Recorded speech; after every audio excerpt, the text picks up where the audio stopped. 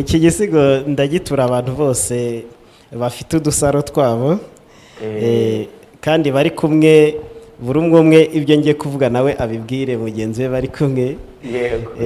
Mukuru wanjye Ngendabanga Valens na madamu we, abari kunyandikira bose Basetswa, n'abandi bose badukurikiye, abarezi bo mu ishuri nkoramo rya Jesse Gicaca. Agasaro kanye kiba kishimisha, mukiri gitananga nabifashemo. Agasaro kanjye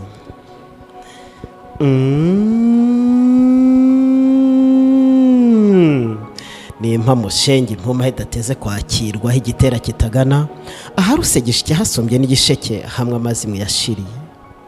Naha hatashye uturutse mu batunzi, aba batunzi urya mutima watumye batonesha umutoni, akaba atashye mu mutima iyo ndatwa umusoro basumbya n'uwumvwa nka rudasumbwa.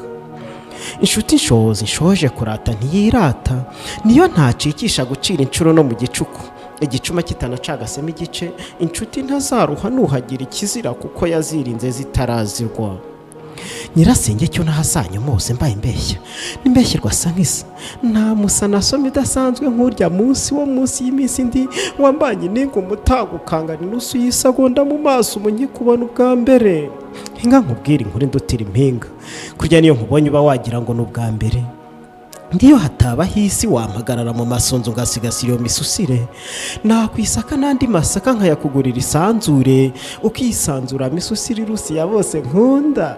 Ndahirwa guhinga kwawe nawe, tugihura tugahuza narahuze, kuryo nahumura nk'amahirwe, mahoro ukaba n'amahore ntahaga ndora. Uri mwiza nakwibira icyiza kindi cyanze, n'inkindi nayitanga mu batunzi ugatunga ikigutunga. Niyo nazira kuko uzahura ntacyo, urubona tanga n'ibihaho ugahaha habaye ari nta kindi.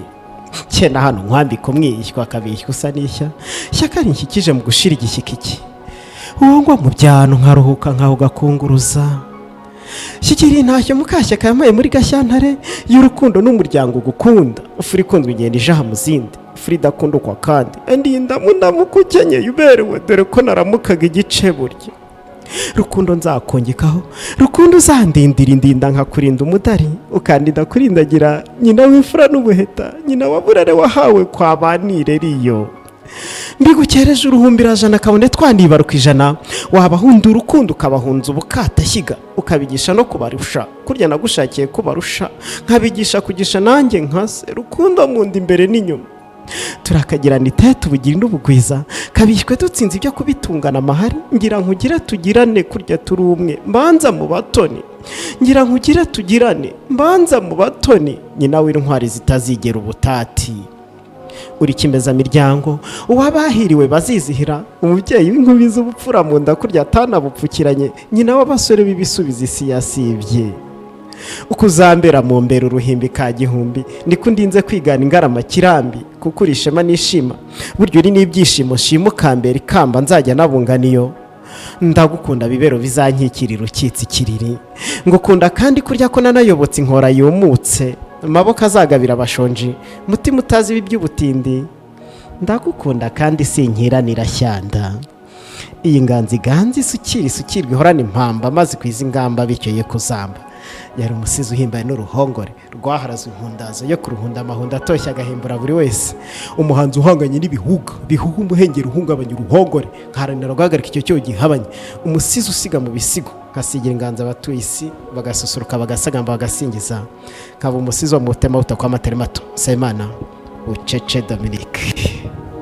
Icyo gisigo gikomeze kibanogere mwese abaduteze amatwi.